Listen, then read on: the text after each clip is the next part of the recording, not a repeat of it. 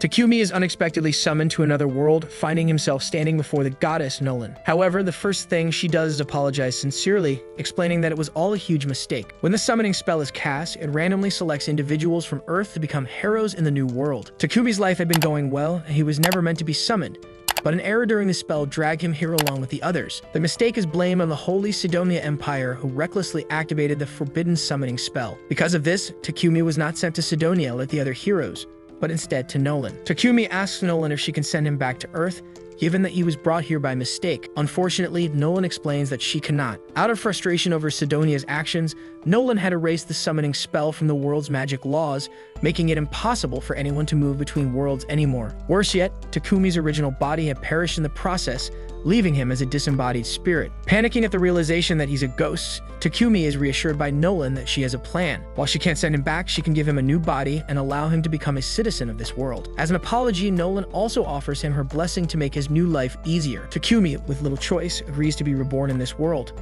which pleases Nolan. She then instructs him to open his status screen to review his new life. Takumi is surprised to find that Nolan has given him a 17-year-old body, even though he's actually 40 years old. Nolan brushes off his concerns about the minor details and urges him to choose a job class. Takumi, not wanting to fight, opts for a production-based job rather than a combat class. Nolan then implants the job into his soul, along with several other beneficial blessings. She sends him on his way, forgetting to provide him with any tutorials. Takumi crashes into a forest upon his rebirth, and after picking himself up, checks his reflection in a nearby river. He's now a completely different person, with no memory of his old body. Inside the bag Nolan left for him, Takumi finds food rations and money, ensuring that he won't starve. His status screen reveals that Nolan has equipped him with many useful skills, including elemental magic. Curious, Takumi tests out his new powers by forming a water ball in his hand. He quickly learns that all the elements work in the same way, and he can control them with ease. Now that he understands his magic, Takumi decides to head to the nearest village. On his way, Takumi stumbles across a stick lying in the path. Using his appraisal skill, he identifies it as Trent wood,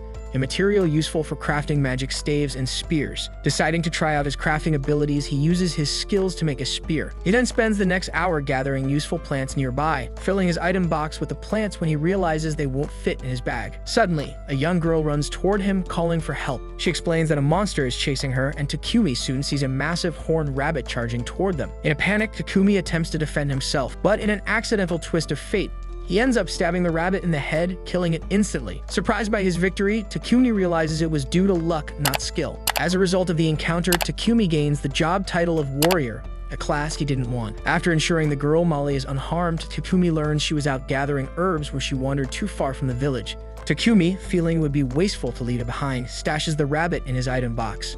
Realizing too late that he revealed his ability, he decides there's no turning back. As they approach the village, the other summoned heroes are arriving at Sidonia. Confused and disoriented, they are introduced to Empress Elizabeth, who tells them they have been summoned to save the world. However, one of the heroes, Akana, feels instinctively that Elizabeth cannot be trusted, as her gut tells her the Empress is deceptive. Meanwhile, Takumi and Molly arrive at the village where her parents, Banga and Martha, express gratitude for Takumi's help. Takumi asks if he can stay in the village for a while, as he has nowhere else to go. The couple welcomes him but explains that there is no inn in the village. However, they suggest building him a house, and soon all the villagers gather to start construction. Takumi uses his earth magic to flatten the ground, but using such a large-scale spell drains his mana. The villagers are amazed at his power, and the next morning his house is completed, thanks to his skills in carpentry, blacksmithing, and sewing. Takumi then decides to practice alchemy using ores he gathered to extract metal. He successfully turns iron ore into usable material, but finds that the process consumes a lot of mana, leading him to nearly pass out. He's saved by Martha and Banga, who give him a recovery potion. Despite their warnings, Takumi continues to experiment with his alchemy skills, eventually making useful tools and weapons. Later,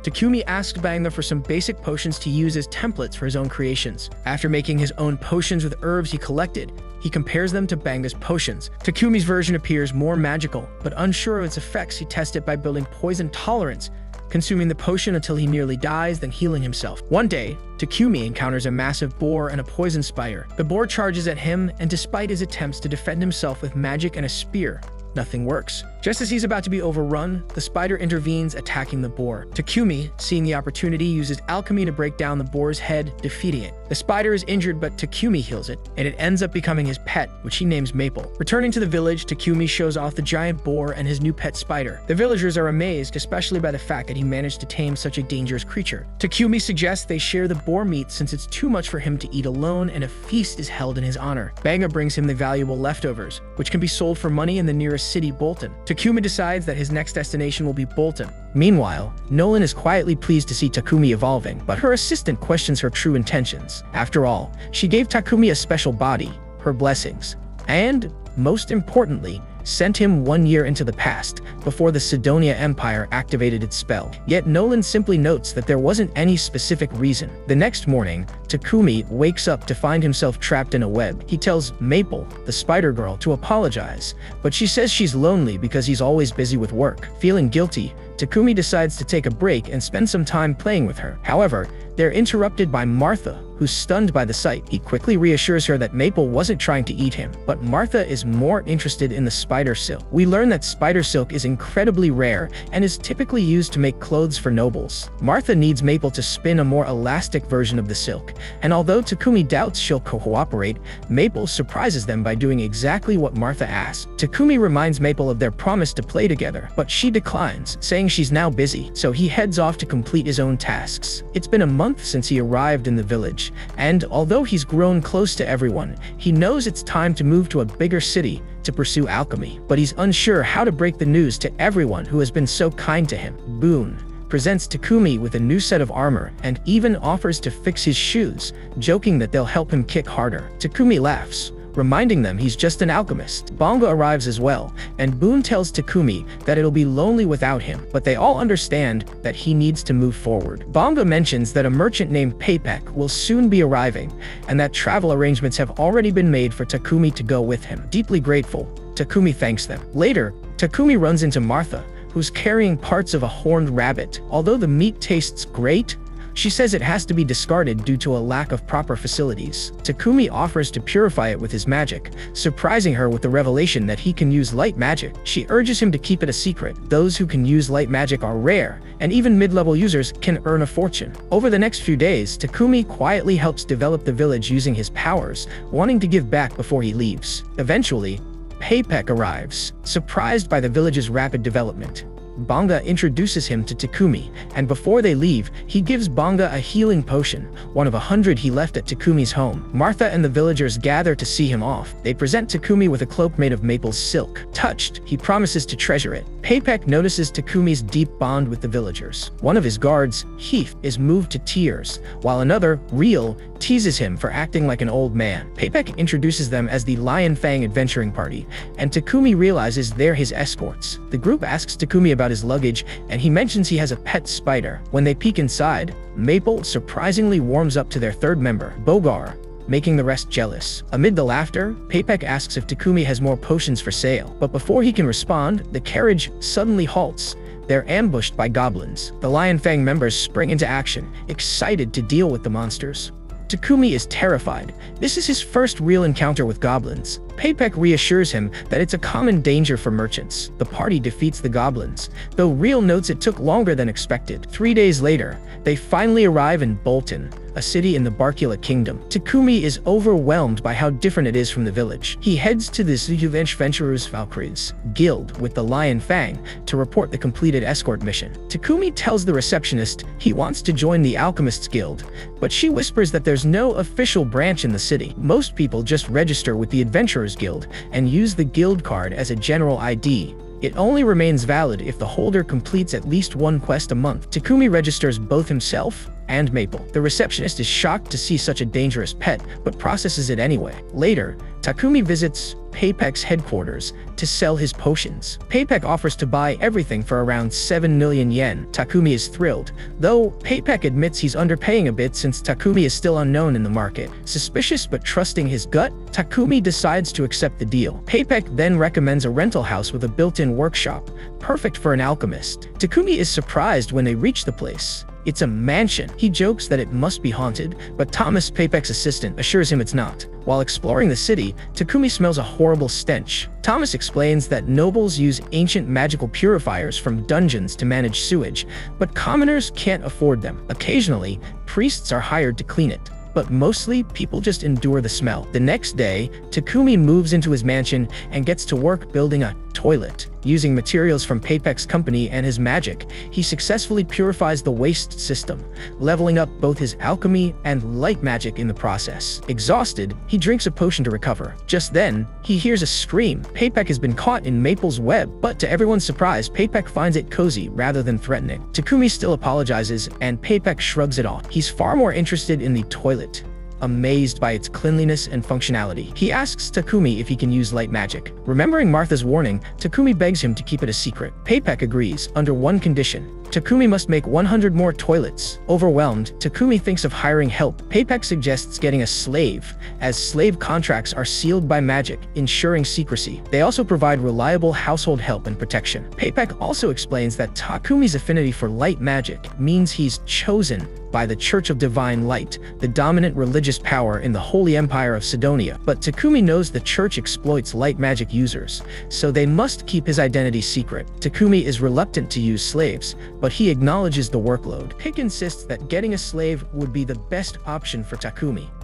But Takumi remains strongly opposed to slavery and declares that he will manage all the work on his own. However, his guild card suddenly begins to glow, and upon checking it, he discovers a message requiring him to complete a verification quest in order to maintain his adventurer status. Realizing he won't have the time to finish building the toilets on his own if he also has to complete this quest, he reluctantly agrees to purchase a slave. Pick brings Takumi to the Mulan Trading Company, explaining that they are known as the most ethical slave traders in the area. While Pick goes to negotiate with the owner to secure a good deal for Takumi, Pick introduces Takumi to Mulan, the owner of the slave trading company, informing her that Takumi is interested in purchasing a slave, although he notes that Takumi was quite hesitant about the idea. Curious, Mulan asks Takumi if there's a particular reason for his reluctance. Takumi explains that in his homeland, the practice of buying and selling people was abolished long ago, making it difficult for him to come to terms with it here. Mulan acknowledges his concerns, but reassures him that in this land, the rights and privileges of slaves are at least maintained to a certain degree. She explains that the owner is responsible for providing the slave with essentials such as food, clothing, and shelter, while the slave is expected to fulfill specific duties outlined in their contract. The contract also includes a clause that prevents either the master or the slave from causing lethal harm to the other. Takumi finds this arrangement reassuring, as it essentially turns the slave contract into something resembling a regular job with clearly defined rules. Mulan continues by describing the different types of slave contracts. Some people become slaves due to debt and are contracted until they earn enough to repay what they owe. Permanent contracts are typically assigned to criminals or war captives as an alternative to execution. However, many slaves are people who are illegally forced into slavery by bandits. Pick suggests that a war slave would be the best choice for Takumi, since they cannot leave their master without permission. Although Mulan can arrange for this, she asks why it's so important for the slave to be bound in such a way. Pick starts to explain Takumi's exceptional production skills and the need to protect his secrets, but Mulan insists on hearing the reasoning directly from Takumi. Takumi explains that as a producer, he wants to focus on his work, but managing quests from the Adventurers Guild makes that difficult. Living in a mansion, he also needs help with upkeep. Furthermore, due to certain unique skills he possesses, he needs assurance that his slave won't disclose any information about him. Lastly, because his quests involve harvesting ingredients and could be dangerous, he requires a slave who is also a skilled fighter to ensure their safety. Mulan quickly understands that Takumi doesn't have any bad intentions, but she firmly refuses to let him make a single slave handle both housework and combat. She's willing to do business with him only if he agrees to purchase 2 separate slaves for the roles. With that in mind, she mentions that she knows someone who would be perfect as a housekeeper and calls Maria into the room. Maria, who was forced into slavery as a child, has been trained extensively in reading, writing, mathematics, and general housekeeping, making her an excellent candidate for the job. Maria confidently states that she's capable of managing all the housework for a mansion on her own, which reassures Takumi. However, Maria notices that he seems lost in thought and asks if something is bothering him. Takumi tells her he's just a little confused, as he doesn't understand why no one has bought Maria yet, considering how cute and capable she is. Maria gets embarrassed by Takumi calling her cute, so he apologizes, thinking it might have been inappropriate to say. Maria calms down and tells Takumi that she can only do the housekeeping work outlined in the contract and nothing else. Takumi says he's fine with that since he only wants her to do housekeeping work, but Maria insists on making it very clear that she won't do anything else. Takumi doesn't understand why she's talking about it so much, since Mulan already explained how the contracts work, but then Maria blurts out that she can't sleep with Takumi.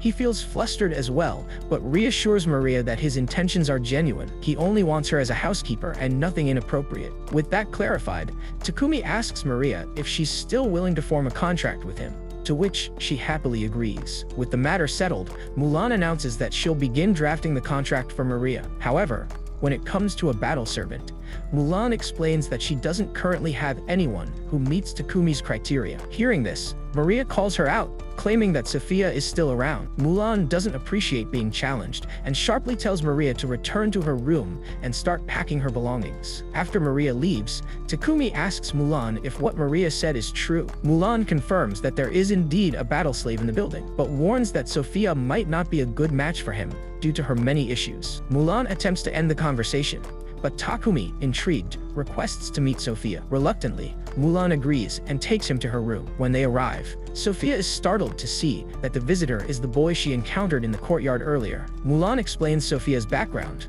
revealing that she was captured as a war slave during the conflict between the Kingdom of Triara and the Kingdom of Yugar, events that took place over 50 years ago. Takumi is shocked to discover that Sophia is over 50 years old, prompting Mulan to explain that the Kingdom of Yugar was an elf nation, and elves naturally have much longer lifespans. Mulan then details why Sophia has struggled to form a contract with anyone. She bears a noticeable scar on her ears, and both her right hand and left leg have limited mobility.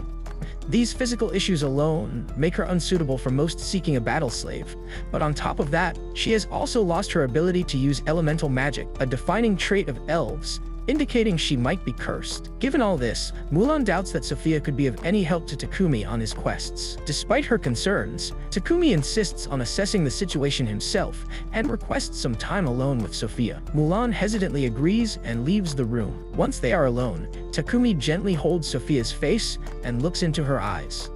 Though he's not fond of using appraisal on people without consent, he feels it's necessary to understand what he's dealing with. When he examines Sophia's status screen, he's stunned to see that her stats are incredibly high. While her injuries and curse do limit her abilities, Takumi realizes that if he can fix those issues, she would be an ideal battle companion. Soon after, Mulan returns to the room and asks if Takumi has made his decision. He confidently states that he wants to take Sophia. Surprised, Sophia reminds him of all her flaws, but Takumi assures her that he'll fix everything, so it won't be an issue. Impressed by his confidence, Mulan agrees to entrust Sophia to Takumi's care. A few minutes later, Mulan finalizes the terms of the contract, and the final step is to execute it. The three gather together as Mulan uses magic to bind them to the agreed terms.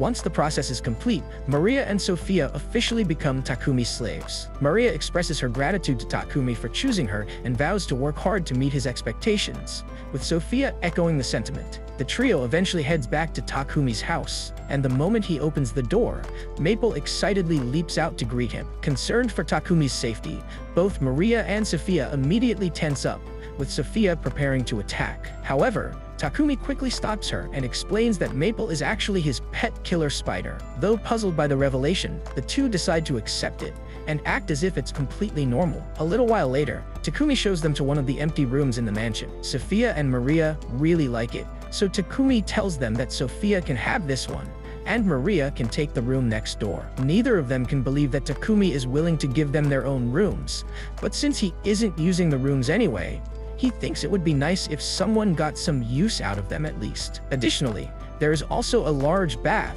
so he tells them that once they are done unpacking, they can use the bath whenever they like, and Maria is really excited about it. Later, while taking a bath together, Maria shares how pleased she is that Takumi chose to purchase Sophia as well. She admits she never believed Mulan would let Sophia go, as Mulan had spent the past 50 years refusing to sell her no matter how much was offered. For Mulan to sell Sophia to Takumi, she must have seen something trustworthy in him. Sophia agrees that Takumi seems kind, but remains a bit wary since they know so little about him. During the contract preparations, Sophia caught a glimpse of Takumi's file and noticed that much of his background information, such as his hometown and lineage, was left blank. This makes her suspect that he might be intentionally hiding something. After they are done with their bath, they head outside and are shocked to see that Takumi already prepared dinner for them. Maria is especially devastated, since household work is meant to be her job.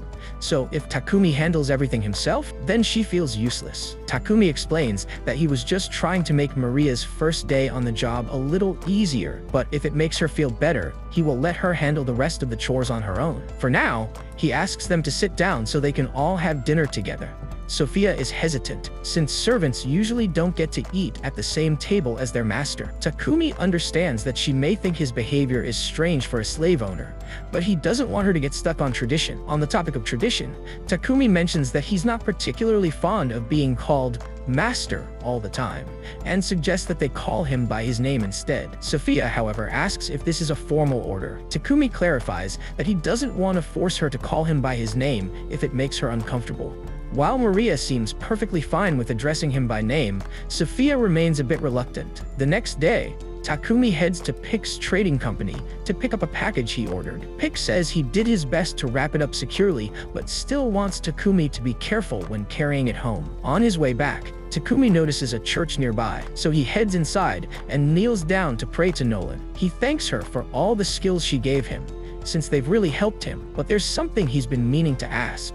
In the time he has spent in this world, he learned that the Holy Empire of Cydonia controls the religious doctrine here, so he doesn't understand why Nolan has such a problem with them. At that moment, Takumi hears Nolan's voice and notices her standing before him, causing him to momentarily panic. Nolan calmly explains that she heard him praying to her and brought him here for a little chat. Addressing his earlier question, she reveals that she doesn't favor Cydonia because they don't follow her will. She explains that this world has two main religions, the Church of Creation and the Church of Divine Light. The Church of Creation has faithfully worshipped her since its inception, while the Church of Divine Light operates without regard for her guidance, doing as it pleases. The Cydonia Empire even launched multiple crusades to forcibly spread their religion. Throughout all this, Nolan chose to remain uninvolved, as she had no interest in meddling with humanity's petty disputes. Takumi points out that that was a dumb move, since the only reason Cydonia was able to activate the summoning spell that brought him here was because Nolan didn't intervene until it was too late. And yes,